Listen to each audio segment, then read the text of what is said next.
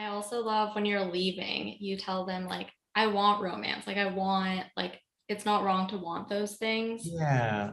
And I was kind of wondering if that's supposed to be like a replacement scene, Joel, for like Charlotte being like, I'm 27, I have no money, I have no prospects. Yeah, definitely. I mean, it's definitely influenced by that. I think like this entire movie, as much as the framework is Pride and Prejudice, it's very much like an amalgamation of a lot of different. I grew up with rom-coms and things like that. I worshipped at the altar of Nora Ephron growing up, and so many of these moments are really ripped from the way I've processed rom-coms and Sex and the City and all of it. Well, man, Conrad, I mean, everybody is gonna like kind of have their own thing that they remember from Pride and Prejudice, especially the movies. But do you know like the hand when he like leaves? Yeah. I need to know if there was like a specific moment you guys have.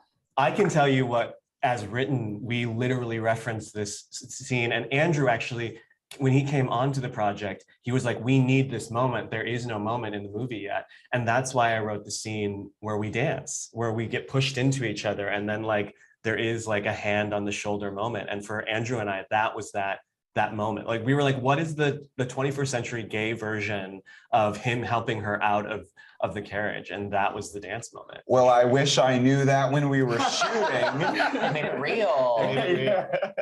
Matt, I was so curious when you go off with Dex, like I was like, how are they gonna spin this? Because I don't think that they're gonna marry you off. Right. What was your thought on how you guys, wrote that out? Well, I thought the mapping of what happens in Pride and Prejudice is kind of genius in this movie, because you do need to feel like the Lydia comp, which is my character Luke, is in true despair. And I remember when we were shooting the scene, just performing that and realizing that you were losing control, because now you are going to be put out there on the internet as your most vulnerable.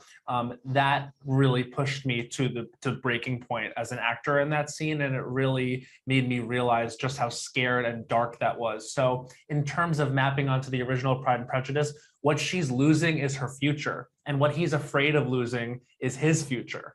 So while I really think that it kind of speaks to each other, in Pride and Prejudice, Lydia is married to Wickham forever. I mean, that's her life. And I actually kind of appreciated that in this version of the story, Fire Island, Luke does get some dignity, and he also gets a conversation with Noah where they get to, come full circle and maybe step to a new place in their relationship. Because I think something subtextually in the movie is that it's difficult between them. Maybe they used to be close and aren't anymore. So I think that this gives the Lydia / Luke character some dignity going forward. I do think it's going to be something he has to work out in therapy. I don't think it ends with them dancing on the dock for him emotionally, but I really appreciated and was so blown away and impressed by your adaptation of that plot point. I love too that you kind of like let him tell the story, like pushing them. Just let them have that, like if anything. But I mean, what else like everybody has their Pride and Prejudice thing that they like are attached to. What for you was really important, Joel, to have? Like the rain, what scene was like key? I think for me, it's actually, and we had to cut it because we didn't have the time or the space, but there's a moment when Caroline Bingley says, let's take a turn about the room. And sort of takes Lizzie, and they have that like weird walk around the room. And for me, like that's the bathroom scene when Cooper takes Noah into the bathroom to sort of like lay out that like he's interested in Will. And like moments like that, I think like are really what made me want to write this movie, because it is in that scene in the book, it is Caroline like communicating so effectively how little she thinks of Elizabeth Bennet and sort of being territorial, but the sheen, the sort of outward sort of words she's using are polite, and that is sort of how gay men communicate with each other now. And so I really wanted to have a moment like that in the film, and that ended up being our bathroom moment. So going into this, I was like, I need the hand. I need the hand, the tension, the subtle things that really like keep you in.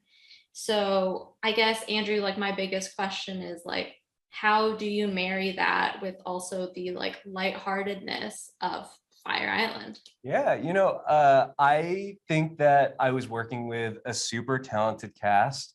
What I love about each of these actors is that they are so funny, but they also like just know how to be vulnerable and open in this way that I think is really difficult.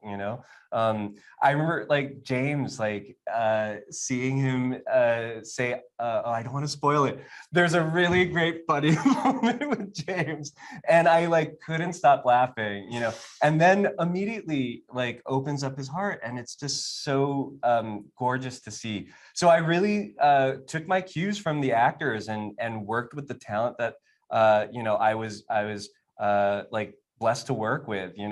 For me, I just like followed the spirit of the film, the cast and the crew, to make something that feels really organically balanced instead of trying to like puppet and manipulate anything. Yeah, James, I was curious, like, do you pull from like a 2005 version or like the 90s? Like both a little bit, and then a little bit of me, obviously.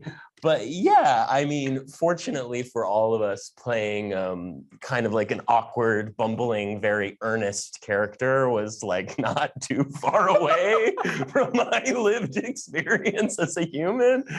I will say though, it was really fun to like, because there's something about the environment, speaking of the subtlety and the sort of like, it's in a look, it's in a posture, it's in a note.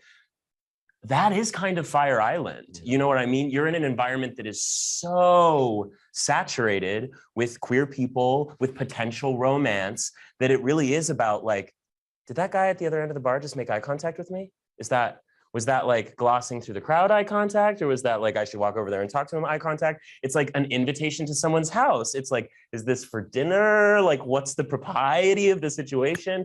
So there was something like, there's actually like it's much closer to Pride and Prejudice than you might assume that it was. Yeah.